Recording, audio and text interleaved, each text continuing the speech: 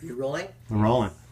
Okay, so what I was referring to before was that I work very, very small on the rebounder and you see I can like catch a lot of air, and actually in here the roof is pretty close, so it wouldn't be a great thing to do, but I can use just this motion and this gravity-fed feeling of pushing down into the surface of the rebounder and coming back up. And sometimes I come up, my heels come up, but the balls of my feet don't. So I come up this way, or maybe I catch this much air, just a teeny little bit of air.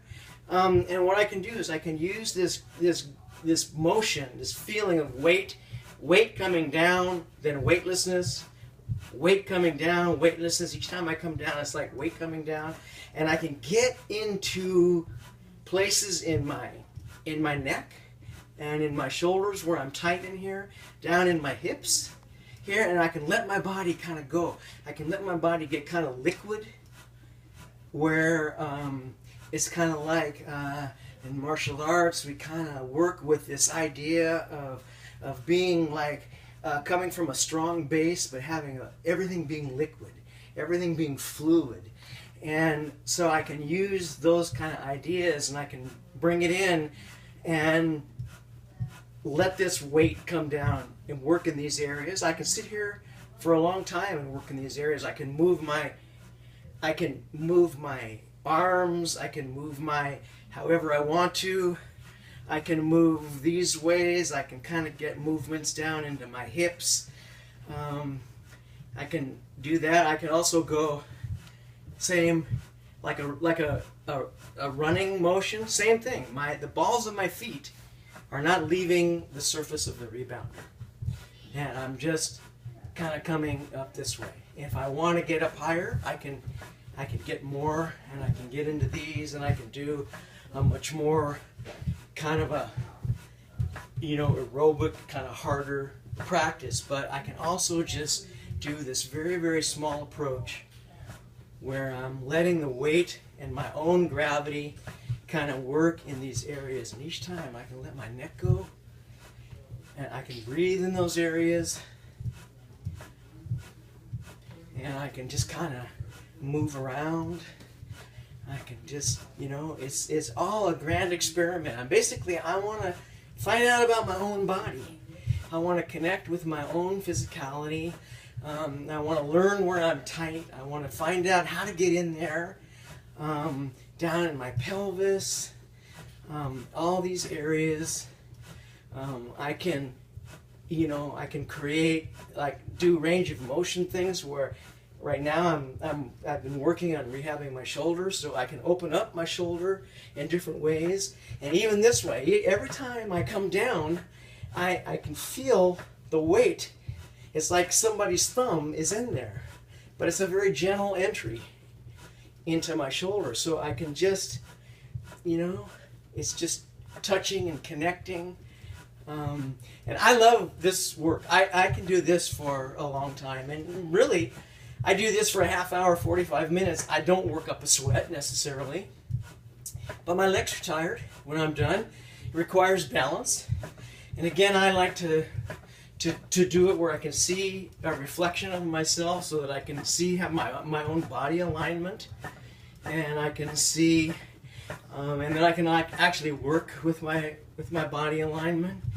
But my movement comes from here, and I'm always looking for balance and core, and I just want to keep moving. Basically, I want to keep moving, and Would you say that kind of the way you're working is like a combination between strength and relaxation? So you have like a strength in your core and in your legs to keep yourself kind of going? Yeah, definitely. And then you're working with the relaxation to kind of work out your muscle soreness and, yeah. and capacity. I have to throw my weight. I have to push my weight down. If I don't, I'm not going to move. So I have to keep it going, and then it's kind of self-sustaining. I keep moving it down, and there's work involved. Like I said, when I'm done, I can feel in my calves, in my ankles, in my knees, and in my thighs that my legs have had a good workout. I got a couple of questions for you, Jeremy. Do you Yeah. pay any attention to your feet and their placement and their alignment? And then the other question is, normally you're not talking to someone when you're bouncing. Right. Do you pay conscious attention and do kind of like conscious breathwork patterns? Like I do that pattern your wife Molly taught me all the Yeah. time now while I'm bouncing. It's fantastic. Yeah. Or do you just kind of make sure you're breathing? Well, I do both.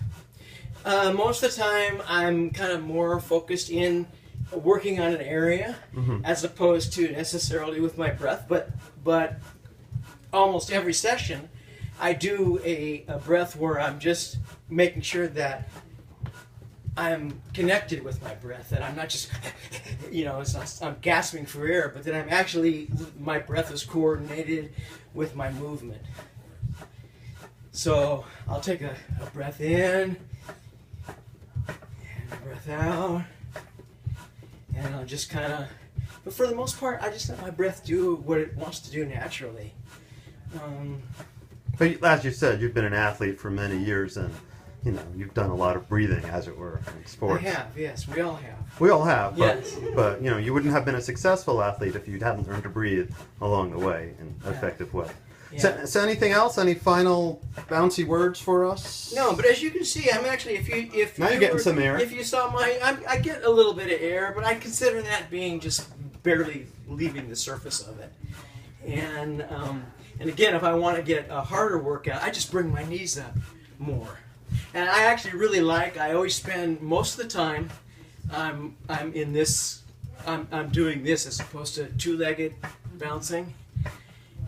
And you asked about my feet. I do, I connect with what's going on with my feet, just making sure they're aligned with my body, and I can kind of feel when they are and when they aren't. But this, just to do this, it takes balance. Oh yeah. It takes balance to do this. You can't just totally let go and not feel like you're. All right. Well, thank you very much. We apparently lost the other video camera, but we got this one. Thank you so much for your time Thank today. you. Thank you.